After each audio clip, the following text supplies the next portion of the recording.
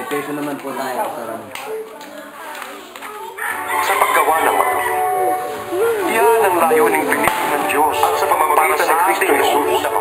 Tayo'y nilalang niya upang iukom natin ang ating buhay.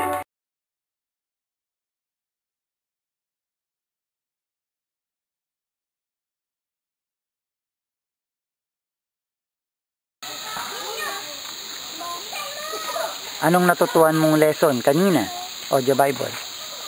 Yung kailangan tumalima, huwag talikdan ang salita ng Panginoon. Kailangan sumunod kaagad tayo. Huwag nating kalilimutan na sa Panginoon pa rin tayo dapat manalig.